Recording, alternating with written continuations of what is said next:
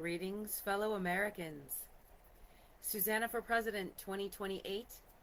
Susanna for House of Representatives 2026.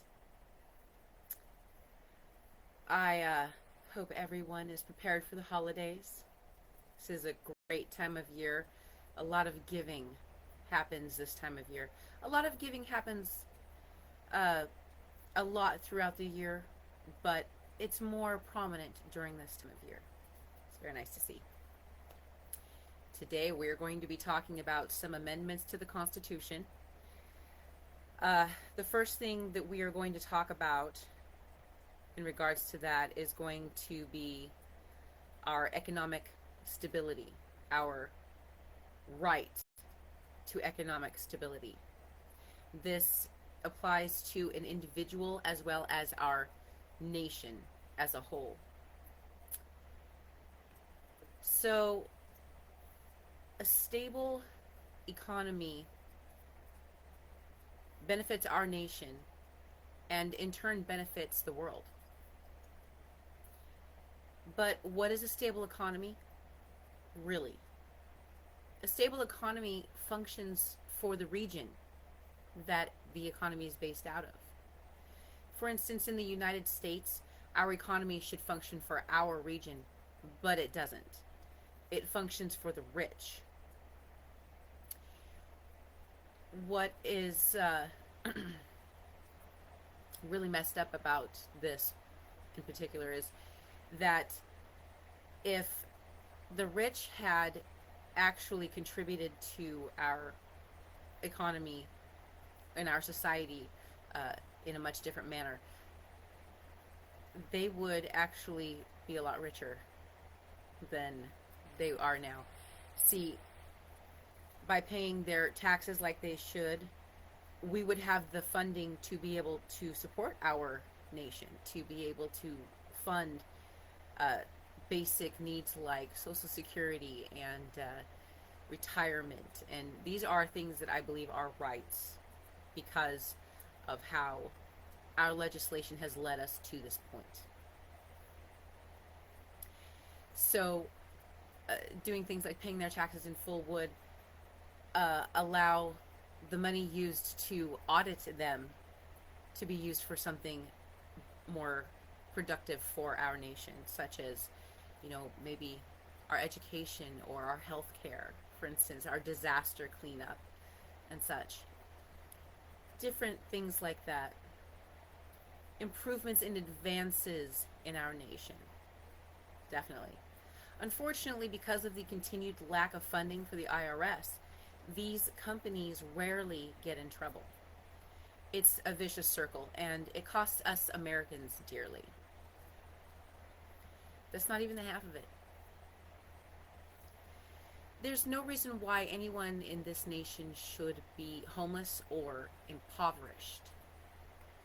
We have resources in every state that help us with skill development, finding employment, finding food, finding housing, help with maintaining housing or retaining housing. We have resources to help with transportation even. Poverty should not be happening in our nation with as much as we have. In order to begin stabilizing our nation, we need to help those who are struggling. That's where we begin.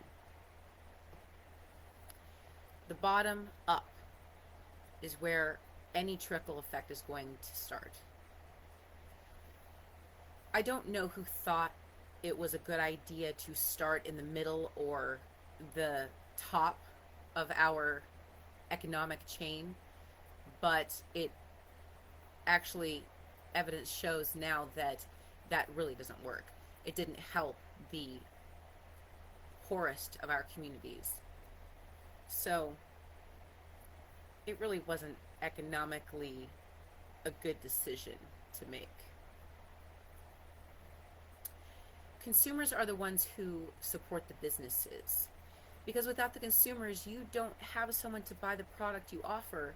So what's the point of having a business? One of the issues I've seen is that our government, in regards to finances, they'll give money to the most greedy, the top corporations and such, and they leave the poorest of the communities really out in the cold. They get the minimum of assistance. If a business has to be on welfare, there's something wrong with that picture. There's something that business is doing wrong if they have to ask the government for assistance. Just saying.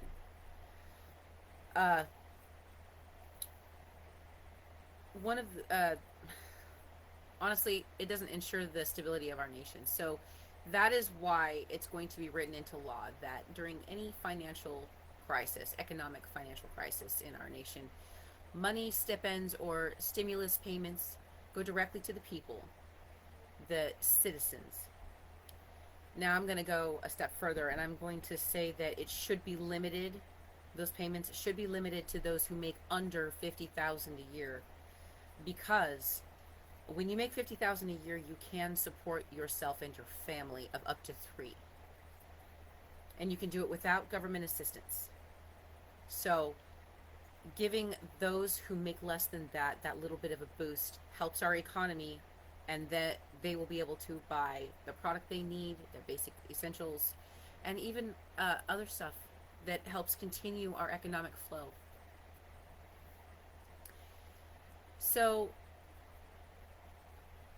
giving consumers the money seems more logical than giving corporations and large businesses a hefty lump sum to just sit on while they're not helping the people.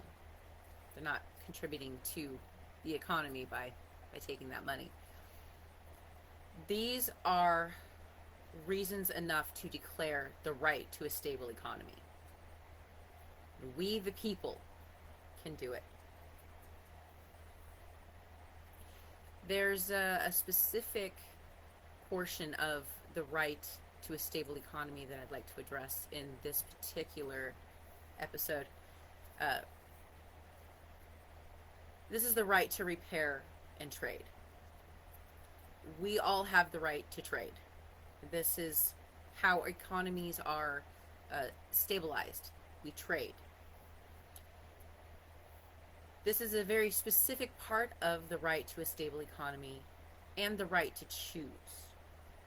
In order to maintain free trade and obtain economic stability, people have the right to self-repair and trade currency, goods, and services for the like.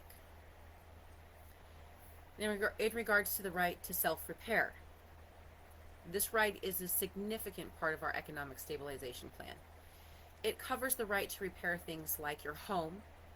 Maybe you're purchasing your home for the first time. You make the decisions about those repairs. You can do it yourself. You can call in professionals. It's your right to choose that.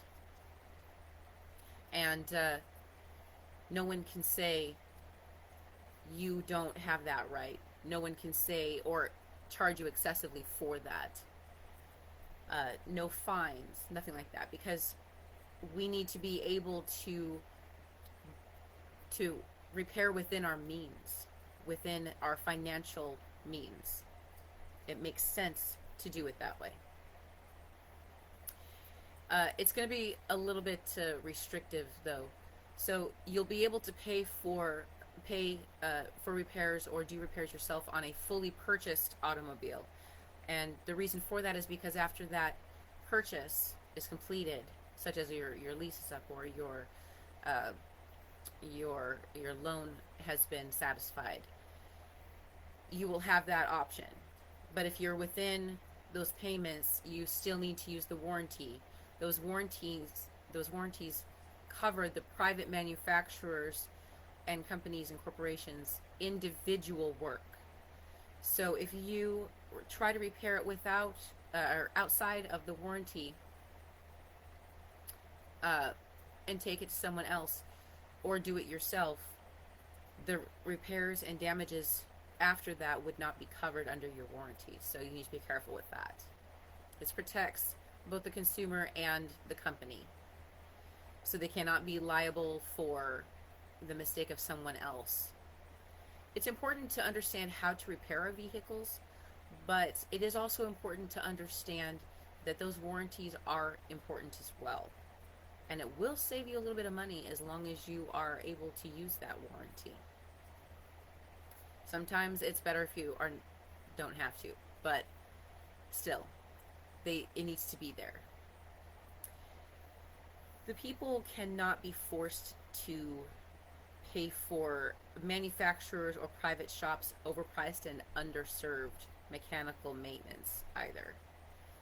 This is important because if we're not getting the repairs done on our cars or our homes that a company has advertised that they do, or they do such a bad job that someone else has to come in and fix it, that is underserved mechanical maintenance. It's underserved maintenance. And that's definitely overpriced. So we need to limit how we proceed with that. Limit how companies are able to charge for those things. Now, it is important, I believe, to establish within each amendment congressional power regarding the amendment. So I've noticed that in our Constitution there are several amendments that say Congress shall have the power to enforce this article or this amendment by appropriate legislation. And that's absolutely appropriate. That constitutionalizes Congress's power regarding the rights and amendments that we add to our documents, our founding documents.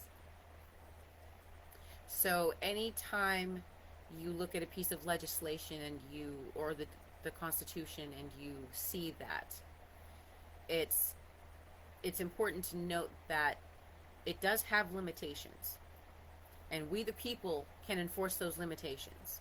And we can enforce it by legislation, we can enforce it by protesting, we can enforce it by boycotting and unionizing and all that. Well, that is going to be it for today. Next week I'm going to talk about adding the right to a clean environment, as well as one other amendment I think that is appropriate. In the meantime, I hope that everyone has a great holiday. I am going to be live on Christmas night, and I'm going to read How the Grinch Stole Christmas. So please join in with your families and your kiddos.